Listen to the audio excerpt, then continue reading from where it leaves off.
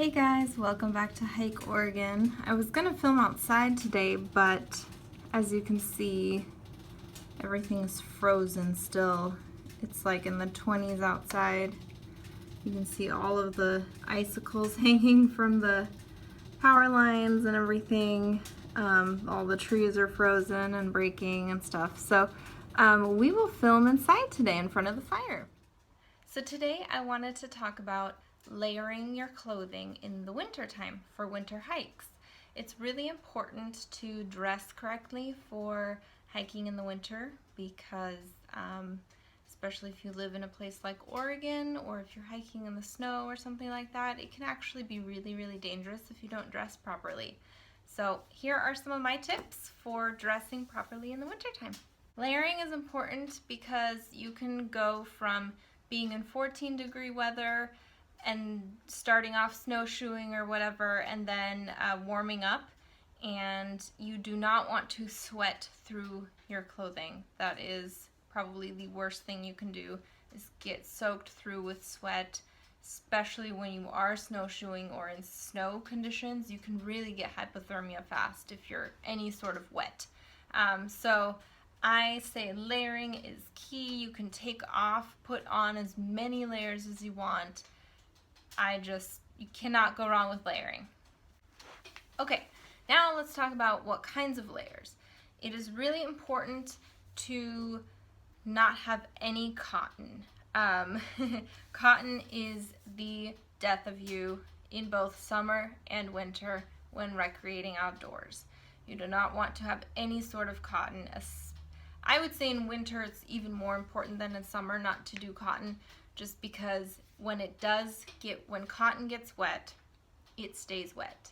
It does not wick the moisture away. It just stays soaking on your skin, whether you're wet from sweat or wet from rain, or you fell in a creek or whatever. That cotton will stay wet, will stay on your skin. All of the heat from your body will escape through that wet clothing, and that is a hypothermic situation. So you do not want any sort of cotton. So make sure that your layers are either wool or some sort of microfiber blend, a nylon, that sort of thing. If it says wicking on it, that is really good. That means it wicks the moisture away from your body, and that is super. That's exactly what you want, especially in the winter time. So let me give a few examples of layering and what I wear in the winter time when I hike and snowshoe. First of all, let's start with the base layer. So obviously, if you're a guy, you don't need a sports bra. I always wear a sports bra, obviously. And then it doesn't matter what time of year, over the sports bra, I always have a Wicking tank top. This is a Under Armour tank top. It's tight fitting, and it just is a nice tight fitting layer that's, close to my body. Then over that layer, it depends if I'm hiking in the snow or somewhere really cold. I either just have 1 or 2 layers over the tank top and then my coat. If it's really cold, I tend to do another thin long sleeve layer. So again, this is an Under Armour shirt. It's pretty thin, but again, it's tight fitting. As you can see here, you can kind of see through that. So it's pretty thin, long sleeve though, and again, it's tight fitting. So it'll keep that heat close to my body, which is really nice. Any sort of loose, flowy clothing, the heat will just escape. So generally you want tight fitting. So I'll put that on, and then again, if it's really cold, I'll do another layer. If not, I'll just put my coat on. But let's just say I'm going snowshoeing. It's like in the teens or low 20s, then I'll definitely put on another layer. So I'll put on something like this. This is a much thicker layer. It's a half zip, and it's also fuzzy inside. So this is a very warm layer, and again, tight fitting, and it has a little bit on the neck too, so keeps your neck a little bit warm. As you can see, it goes up like halfway. So this is really, really nice to put over that other long sleeve. And then I'll put my coat on. So I have, you know, a down jacket like this. This is just an REI brand. There's a ton of brands that make down jackets like this. This is a really lightweight down. I actually bought this for the Pacific Crest Trail in the summer to wear at night, but it is great for fall and winter as well, especially if you are layering up. Like I have 3 or 4 layers on underneath this. This is perfect. If I only have a few layers on, I might want to go with a thicker down, but you know, if you are recreating, you may not want to be in like a huge bulky parka, because then it's kind of harder to move and stuff like that, especially if you're snowshoeing. So this is perfect. And then if it's raining or snowing, I will put a rain layer on over all that. So this is just a rain layer. It's not a coat of any kind. This is just a rain shell. It's not a coat. It doesn't have like anything in it. It's just the rain shell. This is a North Face, but again, you can get any brand rain shell. I like this because it's not a coat. It doesn't have any sort of other material inside. It's just the rain shell, which is perfect for layering. So, and it has a hood if you like that. I'm not huge on hoods because I can't hear very well when it's like over me. But this is awesome for rain. Next, let's talk about our lower half, since that was all upper body.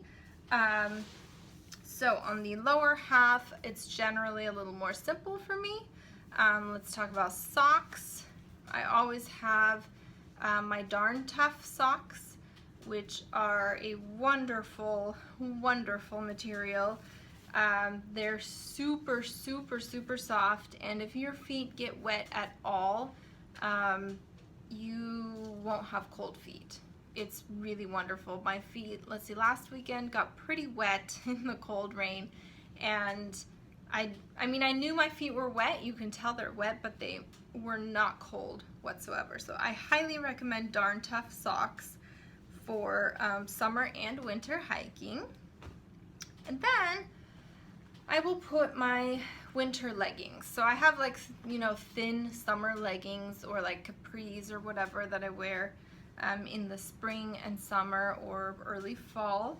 But for winter, I definitely have leggings that are fuzzy on the inside. So it has that fuzzy material, that extra warmth. They are not thin at all. Definitely like a thicker legging. These ones are Under Armour. I also really highly recommend Reebok. They are also really, really thick, and they'll keep that heat in and close to your body. Another thing I like about these leggings and the Reebok ones is that they, if they do get wet, like if you brush up against plants that have any moisture on them or something and your legs get wet, you really don't feel it, which is great. It's not like all of a sudden your leg is soaked and you're chilled to the bone. Like, not with these at all. These will keep you very warm and dry.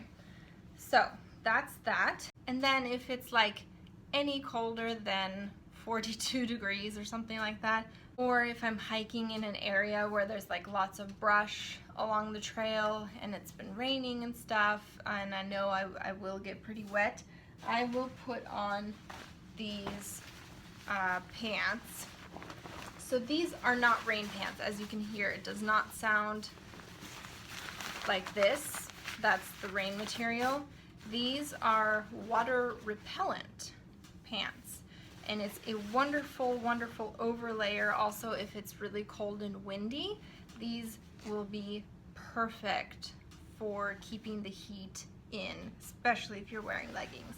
So I always wear these when I go skiing or snowshoeing, or like I said, if I'm hiking somewhere where it's not pouring rain per se, but it's, you know, it's been raining. The plants have lots of moisture. I know I'm going to be brushing up against them. I will wear these. These are REI brand. They're really, really, really awesome. I will put the name of them below. These, I highly, highly recommend these. Like, these are actually, even though they're water repellent, these were actually more waterproof for a longer period of time than my North Face rain jacket. So I really highly recommend these. And last but not least, let's talk about our like extremities, head, hands, that kind of thing. So for hands, if it's not very cold, I'll either do mittens. Sorry, I only have one. The other one I think is lost or somewhere. Mittens, which if it's wet or anything like that, will not keep your hands warm. So I always in the winter take my bigger gloves as well. These are still small enough where I can like do stuff with my hands, like, you know, man my camera, take pictures and stuff like that. But they're very, very warm and fuzzy inside. So these are perfect for winter hiking or snowshoeing. And then for my head, I'm not huge on hats because I generally have this like big bun on my head. And so hats, if I put a hat on, it kind of makes me look like a Smurf. Here, I'll give you an example. So, yeah, example. So I'd have to have my hair down, which I don't love to do, especially when I'm hiking. It gets hot and sweaty. So this is a hat. I mean, I always have it with me in case of emergencies or in case someone else needs it.